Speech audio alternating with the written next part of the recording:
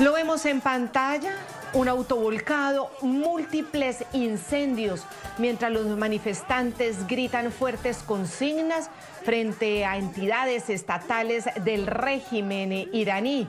Esta es una de las mayores manifestaciones que se desatan en Irán durante los 3 últimos años debido a la difícil situación económica y política, también la situación de represión que enfrenta el país.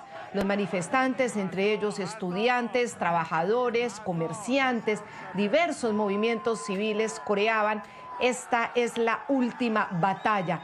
También se escucharon gritos a favor de Pahlavi para que él regresara, refiriéndose a Reza Pahlavi, el Shah de Irán, quien ha vivido en el exilio durante más de 4 décadas desde que su padre fue derrocado en la Revolución Islámica en 1979 y que llevó al poder al régimen que actualmente se mantiene más de 40 años, el régimen de los ayatolá clericales, liderado por el ayatolá Ruhollah Khomeini.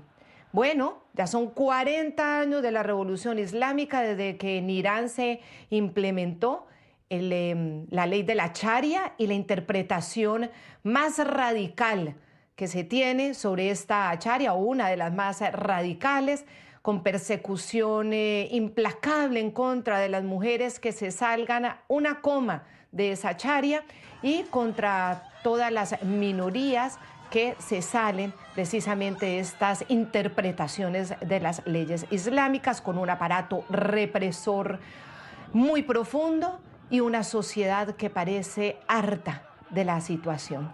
Con estas fuertes protestas, así, les doy la bienvenida aquí en el programa La Noche, ya en este 2026. Soy la directora de NTN 24, este canal internacional de noticias, y este programa de opinión, de análisis, de debate que enciende las luces para que usted vea el punto clave de la noticia. Y la noticia es la fuerte advertencia del presidente de los Estados Unidos, Donald Trump, al régimen iraní, al régimen de Irán, en caso de que sea utilizada la fuerza letal contra los manifestantes que siguen ahí desde ese pasado 28 de diciembre. Dice Donald Trump que en caso de que repriman o maten a los manifestantes, él está listo para intervenir. Ya son 6 días, ha dejado a la fecha 6 muertos tras estos enfrentamientos con las fuerzas de seguridad iraníes.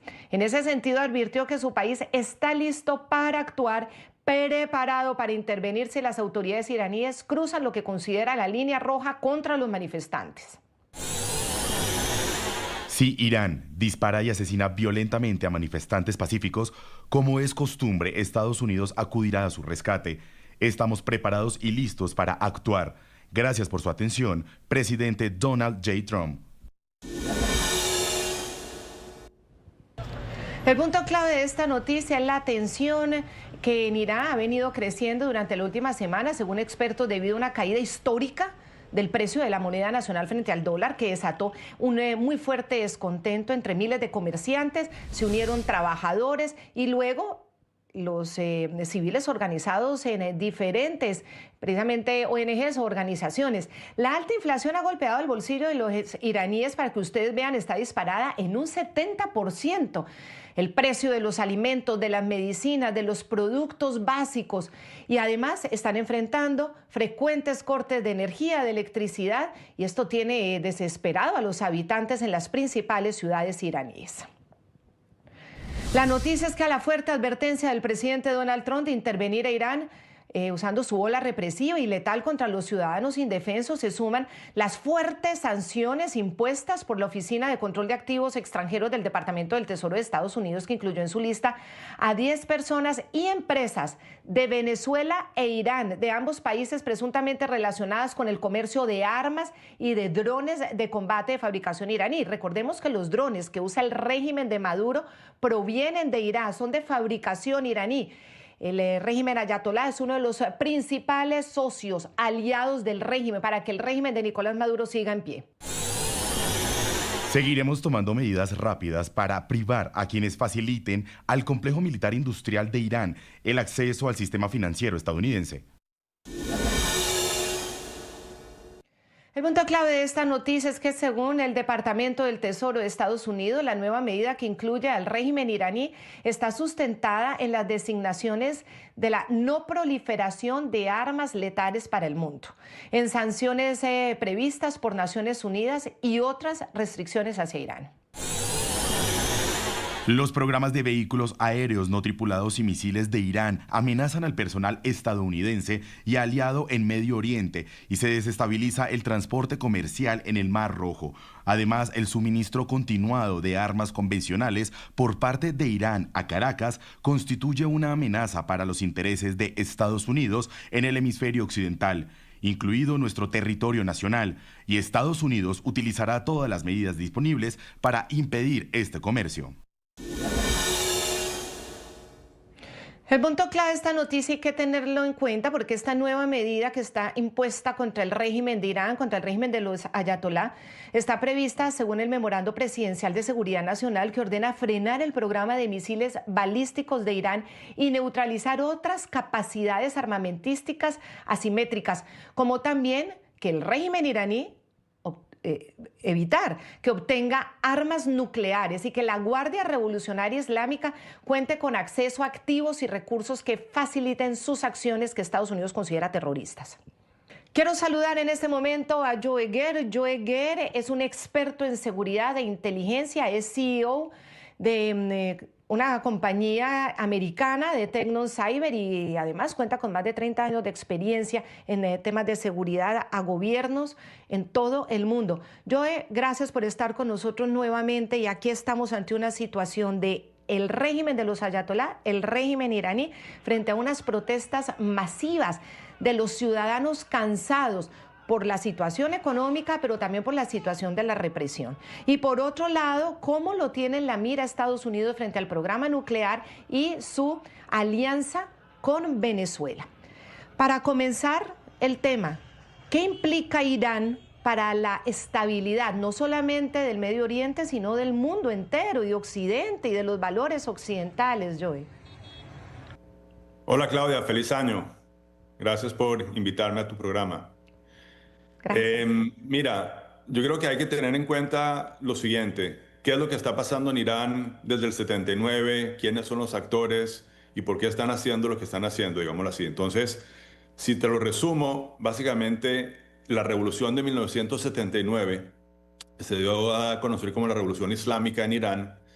Lo que hizo fue traer al escenario mundial otra vez al Shia, ¿ok? Acuérdate que en el Islam hay los sunis, o los sunitas y los chiitas. Entonces ellos, y primero Khomeini, se tomó el rol, digamos, de volver a traer Ellos llevan más o menos más de 1000 años no estando en el poder, digamos, en el radar importante en el mundo islámico, porque los sunitas los habían reprimido hace más o menos 1000 años, y entonces en el 79 Khomeini se toma ese rol de volver a traer el chiismo, ¿ok?, al primer plano. Y esto lo hacen de una manera violenta. Como tú decías, es una facción, digamos, del Islam que es mucho más radical, etcétera, etcétera. Entonces, en el mundo islámico, ellos han tenido, digamos, ese rol y se han ido volviendo más y más y más fuertes. Digamos, en su contraparte, para darte un poquito de contexto allá, Arabia Saudita son sunitas, ¿ok? Son sunis. Entonces, ellos son, digamos, los grandes rivales que se han ido en los últimos años, digamos, disputando quién es el hegemón del Medio Oriente en ese sentido. Y bueno, y internamente pues ha habido mucho daño a la población iraní que antes del 79, digamos, estaban ya acostumbrados a una vida muy, llamémoslo, occidental, donde las mujeres eran libres, la gente bailaba en las calles, etcétera, etcétera. Liberal. Y desde entonces el régimen los ha ido reprimiendo, y pues esto es lo que se está viendo hoy en día en las protestas. Estas protestas no son nuevas, eso empezó hace muchos años. Inclusive las grandes más importantes, si te acuerdas, en el 99 hubo protestas estudiantiles, después en el 2009 todo el tema del movimiento verde, y de hecho ahí empieza un problema grande también, que es el appeasement, digamos, del presidente americano Barack Obama, que en ese momento, en vez de, digamos, apoyar a los que estaban protestando, lo que hizo fue negociar con Irán, y ahí nació el famoso acuerdo después de muchos años con Irán. Pero bueno, eso es otro factor. Luego en el 17, luego en el 19 tienes el Bloody November con cientos de muertos, esta vez por la subida a la gasolina. Y pues por supuesto en el 22 también, que fue la última, todos se recuerdan la muerte de esta niña Mahsa Amini básicamente por no tener el hijab bien puesto porque se le veían las orejas. Entonces, lo que es nuevo y algo que te quiero decir que lo escuché de un analista hace poco es que este tema de las protestas allá se puede ver como una mujer embarazada. ¿Qué quiere decir eso? Las contracciones que tiene una mujer embarazada al principio son muy espaciadas y son leves. Y mientras va pasando el tiempo, se van volviendo más frecuentes y con mucha más intensidad. Entonces, eso es lo que está pasando hoy en día con estas protestas. Y bueno, entonces el pueblo se está, por primera vez esta vez también, no solamente fueron los estudiantes, sino que también la gente del bazar, los comerciantes, y mucha gente se les está uniendo. Y por primera vez, no solamente están diciendo que no quieren, o sea, no quieren represión, no quieren a estos tiranos, etcétera, pero sí están diciendo también que sí quieren y a quién quieren, y en ese sentido es la primera vez que están, digamos, llamando a un líder, que es Riza Pahlavi, que le están diciendo básicamente que vuelva y lo saque de ese episodio oscuro de su historia. Joe, permíteme, vamos a hablar precisamente de eso que ocurrió en el año 2022 con Mahsa Amini, esa joven de la minoría kurda que fue detenida por llevar el velo, para que nos entiendan bien, mal puesto. Se la llevaron y días después apareció muerta. Esto generó una ola de protestas impresionante, pero el entonces presidente iraní, llamado el carnicero de Irán, reprimió de tal manera el movimiento y todos los movimientos que salieron a respaldar a las mujeres y a respaldar a los ciudadanos cansados de esa opresión y de esa represión tan brutal de este régimen ayatolá, el movimiento Mujer, Vida y Libertad, que según las ONG y los cálculos, ustedes están viendo imágenes de ese momento, hemos hecho varios programas la noche sobre esta muy triste y trágica noticia para el mundo, cómo acabaron con más de 500 personas, según las ONG, asesinaron más de 500 personas entre mujeres y niños. Y lo que decía el régimen ayatolá es que esto era una guerra híbrida por parte de países occidentales encabezados por Estados Unidos. Ellos dicen que con el objetivo de desestabilizar a las autoridades iraníes. Quiero darle la bienvenida, y Joe, acompáñeme, a Anahita Nasir. Ella es politóloga hispano-iraní y es activista de este movimiento Mujer, Vida y Libertad, quien también, por su mismo activismo, conoce profundamente lo que significa este régimen represor. Anahita, gracias por estar con nosotros aquí en el programa La Noche. Y yo quisiera saber, en su análisis, ¿cuál es la diferencia entre esas protestas del año 2022 tras esta muerte de Mahsa Amini, de una mujer que perdió la vida en manos de la Guardia Revolucionaria, de la policía, que mantiene la policía de la moral, como se llama, y las de ahora? Como dice Joy, son contracciones que se vienen acelerando. ¿Qué significan ahora estas nuevas manifestaciones? Bienvenida. Muchas gracias. Las revueltas del 2019, como bien ha comentado Joel, sí que tenían una connotación económica, mientras que las del 2022 tenían que ver con una situación de hartazgo social respecto a una opresión sistemática contra la mujer, porque para el régimen iraní el control de la mujer supone el control de toda la población, es una herramienta de control social.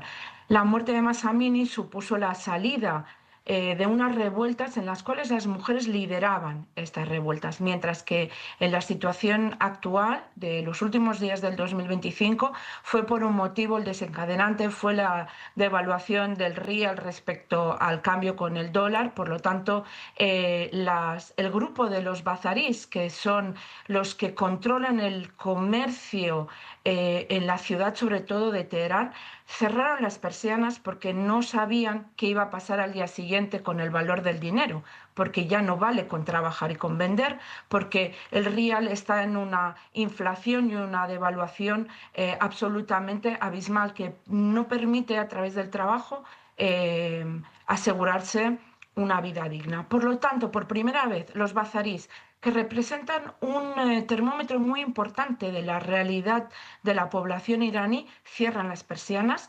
A ellos se les juntan estudiantes, primero en Teherán y después en muchas diferentes ciudades, y lo que pasa es que la gente ya demuestra su hartazgo, sobre todo por motivos económicos, pero que al fin y al cabo es que quieren tener una vida digna, quieren vivir en un país rico que nada en recursos naturales como el gas y el petróleo, pero cuyos beneficios no repercuten en un bienestar de la población, sino solamente enriquece a una élite clerical y militar que controla el país y sus recursos a través de una gestión nefasta, y lo que está pasando es que la población o está muerta de miedo o ya no tiene miedo, no tiene nada que perder y todo que ganar. Esa es la gran diferencia entre un movimiento social de reclamación de más derechos, como puede ser el 22, a diferencia de ahora que ya es un hartazgo desde motivos económicos, pero que ya inunda todos los demás ámbitos.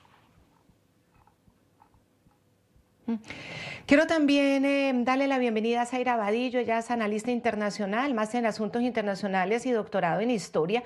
Es profesora. Además, a Zaira también le doy la bienvenida y quiero preguntarle por el impacto de estas nuevas protestas. Durante la historia hemos conocido estas protestas, lo dice Joe muy claramente, no son nuevas, pero cómo se han ido intensificando y hasta qué punto podemos creer que efectivamente esto pueda llevar a una caída de quienes lideraron esta revolución islámica y quienes se han mantenido en el poder a punta de toda esta represión tan impresionante. Zaira, bienvenida.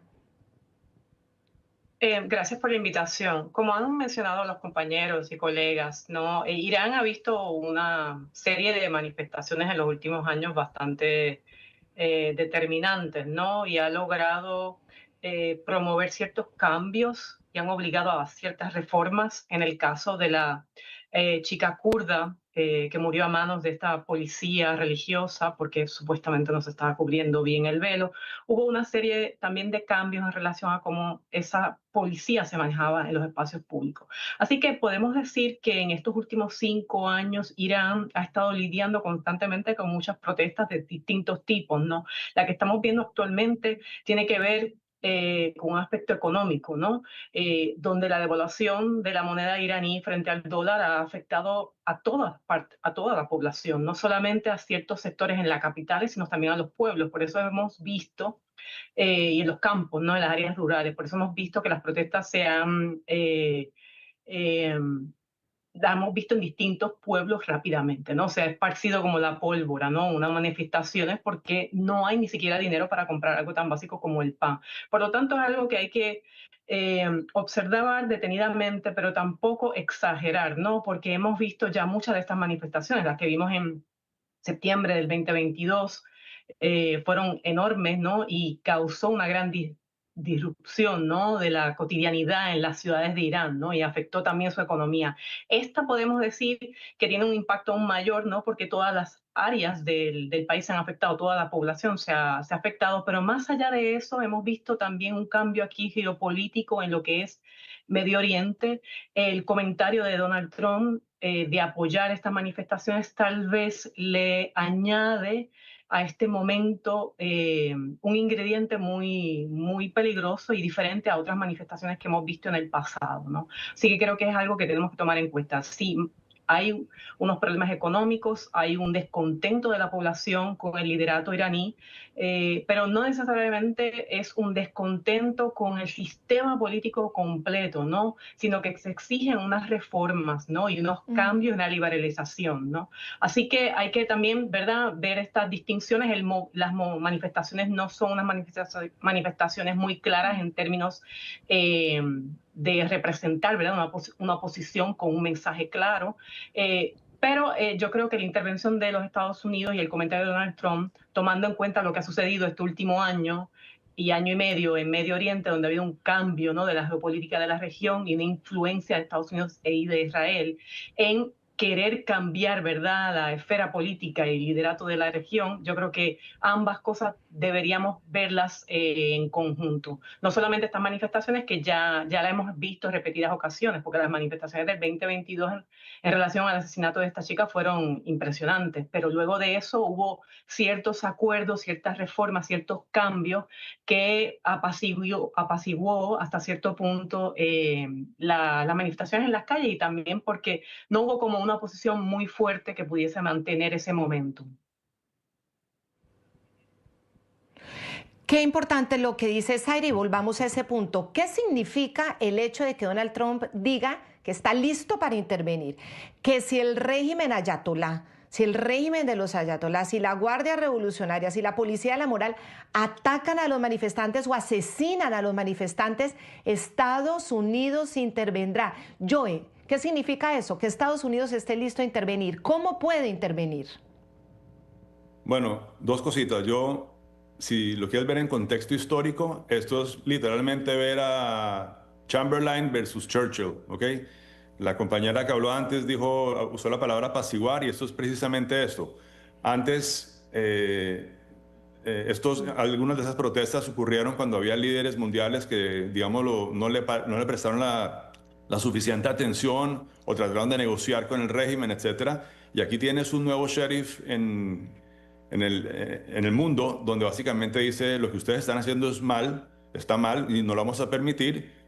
Y yo creo que eso es extremadamente positivo para la gente de Irán. Difiero un poquito de la señora que hablaba antes, diciendo que no mucha gente está en contra del régimen. Yo creo que la gran mayoría, la inmensa mayoría de los ciudadanos de Irán odian al régimen. Créanme que no les gusta la forma como los reprimen, no les gusta que matan y cuelgan homosexuales en las plazas públicas, los tiran de los techos de los edificios, no les gusta cómo tratan a las mujeres. Mejor dicho, es una vida muy no feliz la que ellos tienen allá. Entonces ellos quieren un cambio. Lo que pasa es que cada vez que lo tratan de expresar, por supuesto que les cortan las cabezas, los arrestan, los desaparecen, ¿ok?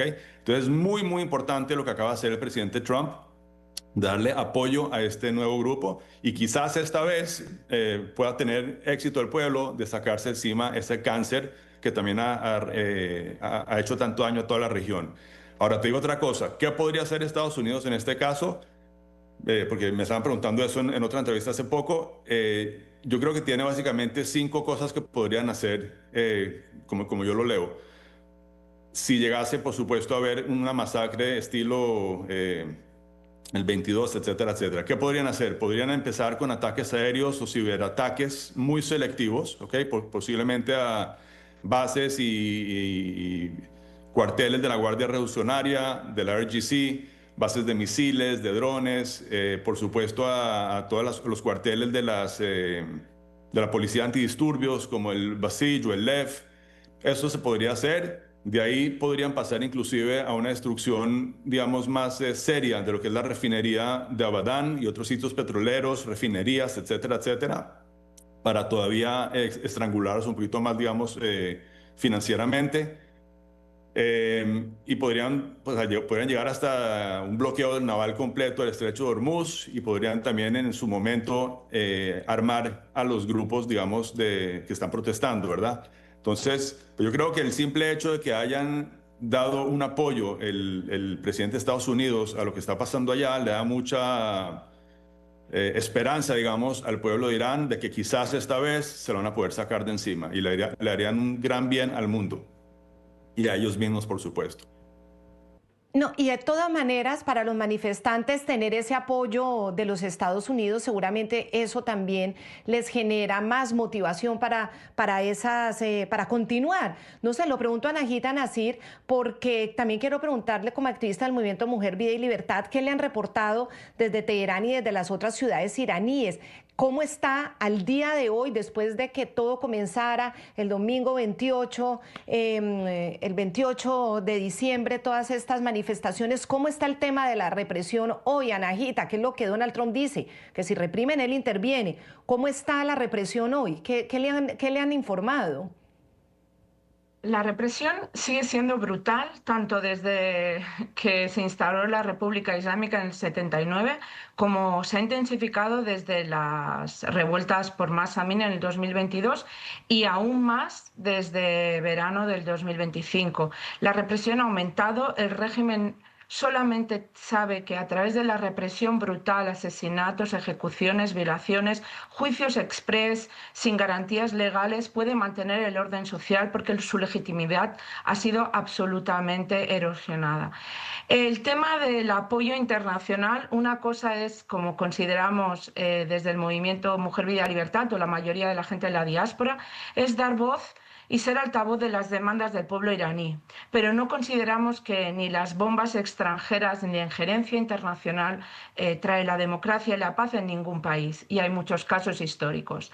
El pueblo iraní lo único que quiere ahora mismo es vivir en un régimen que sea laico, democrático, en una tierra que sea habitable, porque la crisis económica no solamente es debido a motivos de que no hay dinero para pagar el pan, sino se están quemando los bosques milenarios, patrimonio de la humanidad.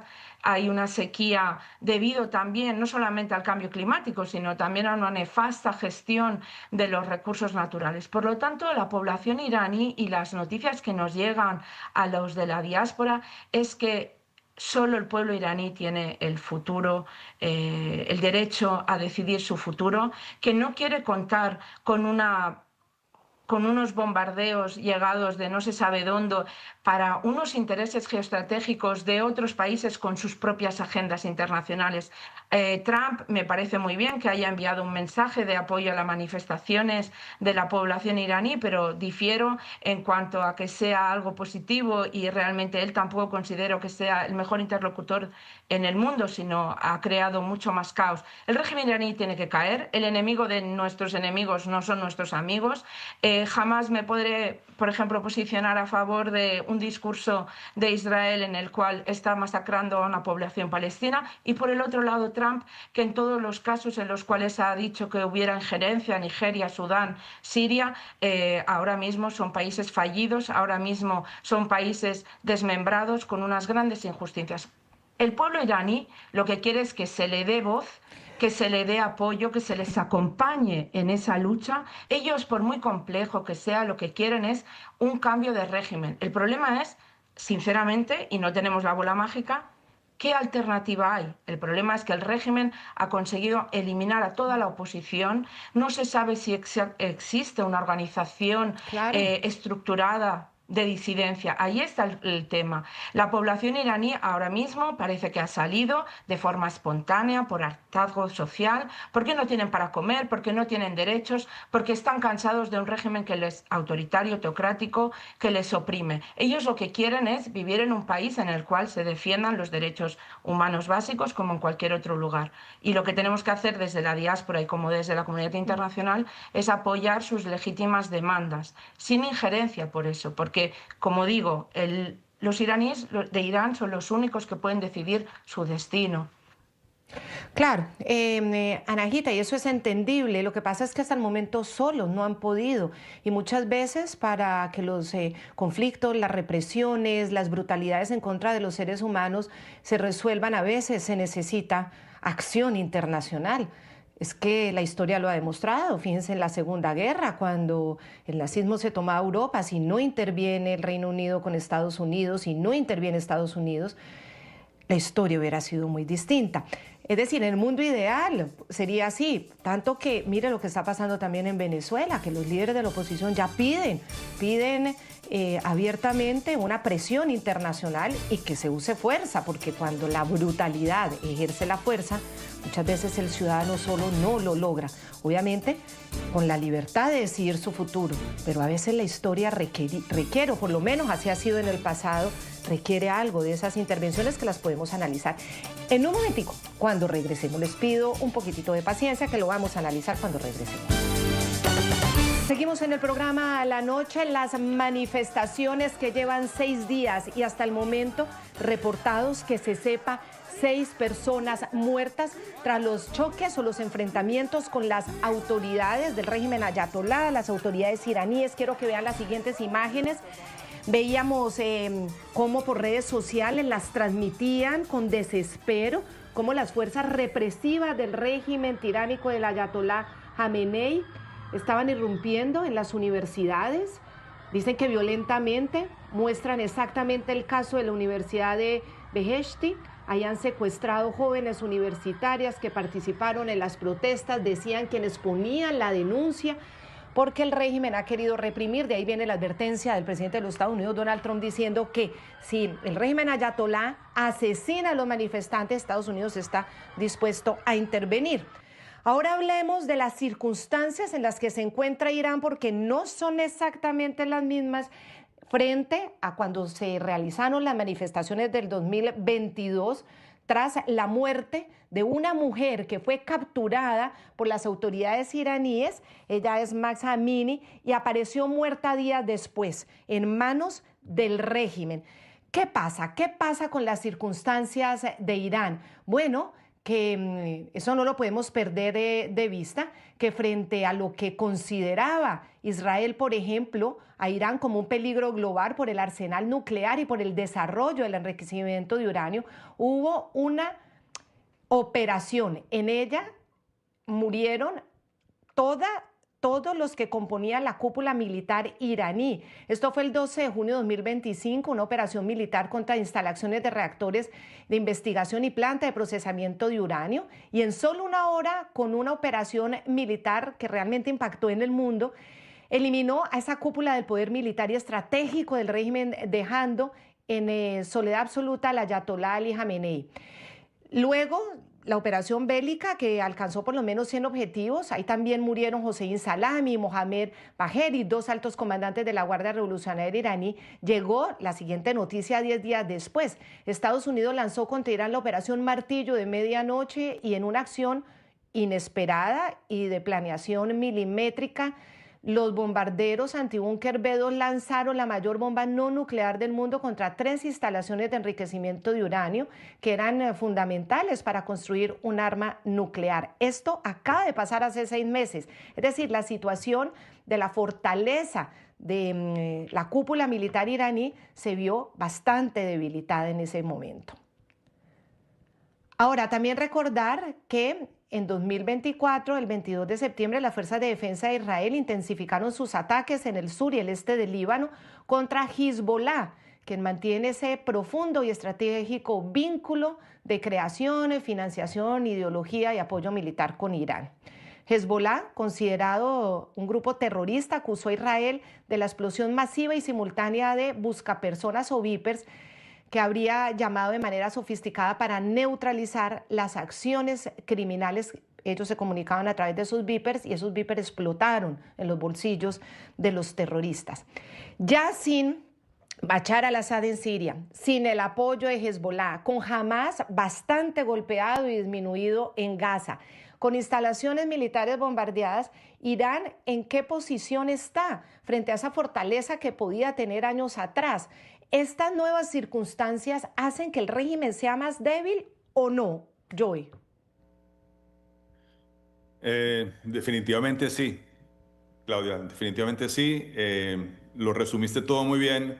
Básicamente tenemos básicamente el actor más radical, el régimen más radical del mundo, exportando terrorismo a todos los rincones del mundo: Suramérica, Europa, África inclusive, y por supuesto el Medio Oriente. Te recuerdo que Irán fue el arquitecto del anillo de fuego que pusieron alrededor de Israel, con Hezbollah en el Líbano, con Hamas en Gaza, con las milicias iraníes en Siria y en Irak. Por supuesto, el régimen de Bashar al-Assad era un aliado muy importante y estratégico para Irán, ahí también poniéndole presión a Israel, y también inclusive los hutíes, ¿ok? Entonces, ¿qué pasa? Que ellos, volviendo nuevamente a lo que te mencionaba de sus anhelos históricos, el objetivo de ese régimen es llevar la ley de la Sharia, como tú lo dijiste al principio del programa, según la versión chiita, al mundo. Punto. ¿Cómo hacen eso? Arrancan por conquistar el Medio Oriente y después pasan al mundo. ¿Cuáles son los grandes enemigos que ellos enunciaron a lo largo de la historia desde el 79? Israel y Estados Unidos, por esa misma razón. porque representan los valores judeocristianos del occidente, etcétera, etcétera. Entonces, cuando tú tienes un actor tan radical y tan fuerte como era Irán en ese momento, amenazándote abiertamente y sin ocultarlo, en todos los idiomas, diciendo que te van a aniquilar, te van a borrar del mapa a Israel, ¿verdad? Y entonces estás, aparte de teniendo esa estrategia de misiles de los proxies, que era como quien dice su póliza de seguro para que Israel no pudiera atacarlos. Entonces, mientras tanto, también están desarrollando misiles de alto alcance y están desarrollando armamento nuclear. ¿Qué pasa? Y aquí pues difiero, por supuesto, de lo que dijo la señora en el segmento anterior. Empieza porque Israel no está masacrando a nadie. Quien masacró a Israel fue Hamas, ¿ok? Matando a 1.200 de nuestros hermanos en Israel. Y ellos, de hecho, Hamas aquí en este momento se adelanta, porque el gran plan de Irán era hacer lo que hizo Hamas por varios frentes, por todos los frentes, y básicamente borrar a Israel, como siempre lo han dicho y como siempre han tratado de hacerlo. ¿Qué pasó? No tuvieron suerte. Israel pudo hacer todo lo que tú describiste ahora. Básicamente la operación de los Vipers, que fue muy sofisticada y muy puntual, ¿okay? Porque mató simplemente a los 3.000 y pico operativos de Hezbollah y medios y altos líderes que tenían esos Vipers, porque esos Vipers no los usaban los soldados rasos, digamos así, de Hezbollah. Ese golpe y después la muerte de Nasrallah, básicamente hace que Bashar al-Assad corra y empieza todo a caer como piezas de dominó. ¿Qué pasa en este momento? Pues después, por supuesto, fue lo que tú dijiste, el golpe a Irán, que estaba adelantando. Cuando el régimen ve que el anillo de fuego que puso alrededor de Israel se le está desboronando, le acelera el proceso de volver arma el tema nuclear, ¿okay? Que eso es un proceso, hay todo tipo de desarrollos, pero hay una etapa donde tú tienes que se demora un poco en weaponize, ¿sí? la parte de una ojiva nuclear. Aceleran eso y Israel no tiene opción sino ir y atacar. Y hizo lo que hizo, una operación también pues, que va a pasar a la historia. Como sabes, Estados Unidos entra al final y ayuda pegándole fuerte a Fordo, que es uno de los búnkers más profundos que tenían, donde hacían enriquecimiento de uranio, etc. Y lo que ha pasado desde entonces es que están otra vez volviendo a invertir en misiles de alto rango, que esos también afectan pues mucho a Israel. Y nuevamente tienes un enemigo, un régimen muy peligroso que te dice, les voy a disparar esos misiles, los voy a matar a su población y estoy creándolos, pues Israel obviamente no se puede quedar quieto. Entonces, como dijo una vez, creo que fue el mismo Donald Trump, que no podemos dejar que el régimen más peligroso del mundo tenga el armamento más peligroso del mundo, ¿verdad? Pero volviendo otra vez al fanatismo de estos ayatolas y de su misión histórica, a esa gente no le importa que su población esté sin tomar agua, con sequía, sin luz, que estén trabajando 3 trabajos al día y no les alcanza para comprar lo básico. Porque cuando tú dijiste que hay una inflación del 70%, eso es más como 300, pero eso no impide que ese mismo régimen le esté mandando todavía billones de dólares a Hezbollah para rearmarlo y a muchos otros grupos terroristas. Como quien dice, la misión nuevamente es traerle la gloria a la Shia, ¿ok? Inculcar Islam y Sharia por todo el mundo, y no le importa a expensas, digamos, del pueblo iraní. Eso es lo último que les interesa, y digamos, que los borren a ellos completamente o que gasten el último centavo en tratar de luchar y sacar esto adelante por su gloria histórica, digamos, del chiismo, lo van a hacer. Entonces, sí necesitas en este momento, digamos, mano fuerte y apoyo internacional básicamente para darle un chance a esta gente, digamos, que está entre la espada y la pared, que es la población de Irán, que se quieren librar de este cáncer de encima y le harían un gran favor a todo el mundo. Vuelvo con Anahita Nasir del movimiento Mujer, Vida y Libertad. Anahita, cuando salen estas protestas, como las que estamos viendo, con esa represión, como estamos viendo que entran por las mujeres en las universidades, ¿qué alternativa hay si no es con ese respaldo internacional? Es que, claro, el régimen es dictatorial y lo que está utilizando es la pena de muerte como un instrumento de control social porque sabe que se le está escurriendo la legitimidad. Por lo tanto, no es solamente ver qué se puede hacer desde fuera, sino también ver las alternativas que hay desde dentro. La diáspora siempre hemos tenido como esta asimetría de hemos salido, no estamos allí, hemos sobrevivido, ese sentimiento de culpa, de responsabilidad, de qué podemos hacer desde aquí.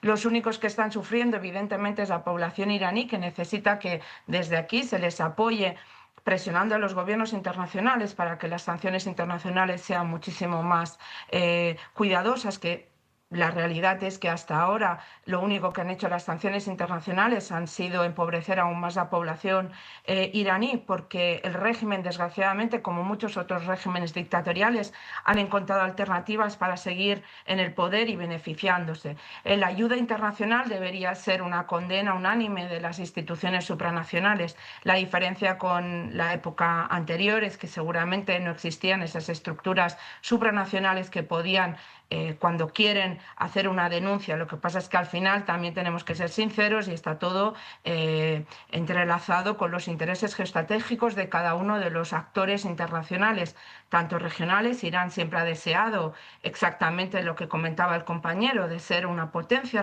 regional a través de sus proxies. El eje de la resistencia lo que quería era permitir solamente al régimen de tener injerencia en la región sin estar en primera fila, sino que contaba con los proxies que hacían todo su trabajo sucio. Evidentemente, la población iraní lo que no quiere es que se hayan gastado estos miles de millones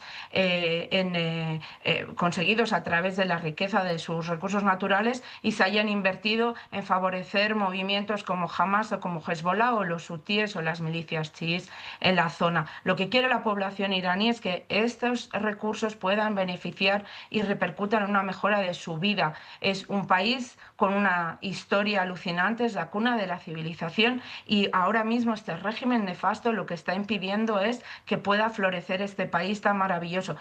Siempre el inciso de que es el régimen iraní el que es nefasto. La población iraní es absolutamente la víctima de todo ello.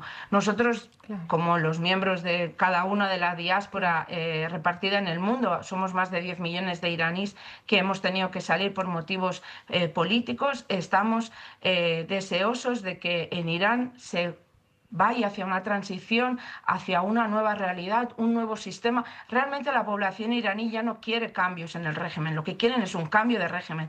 Y la pregunta no es cuándo caerá el régimen, sino la pregunta es qué alternativa hay. Y vuelvo a decir, no tenemos la bola mágica, seguramente hay grupos y facciones, no toda la población es pro-monárquica, no toda la población es ni comunista ni socialista, hay gente que se beneficia del régimen, pero cada vez el apoyo es más reducido a este régimen. Por lo tanto, el régimen sabe que va a caer. El tema es cómo caerá, cómo será la transición, si será mejor o peor para la población, si será un colapso interno o la Guardia Revolucionaria, que hasta ahora le iba bien su apoyo a los clérigos, a lo mejor decide que ya es su momento y impone una dictadura militar. Eso no sería inevitablemente mejor para la población. Por lo tanto, la situación es de varios escenarios posibles, muchos de los cuales son complicados, muchísimos de los cuales cuentan con una situación que puede llevar a una desestabilización, a una ruptura del país, aunque ellos no lo quieran. Por lo tanto, hay que ser muy cuidadoso también con el lenguaje que utilizamos.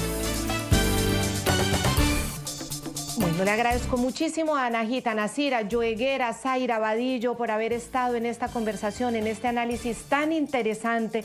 Seguiremos informando. Obviamente el tema de Irán no solamente impacta en el Medio Oriente, impacta en todo el mundo, en América Latina, sin duda, con el apoyo de este régimen a el tirano de Nicolás Maduro, todo ese apoyo con arsenal, con drones, el apoyo estratégico también llega a esta zona del mundo, así que muy interesante escucharles a ustedes sus diferentes puntos de vista. A todos nuestros televidentes, muchísimas gracias también. La noche seguirá encendiendo las luces para que usted vea el punto clave de la noticia. Hasta nuestra próxima emisión.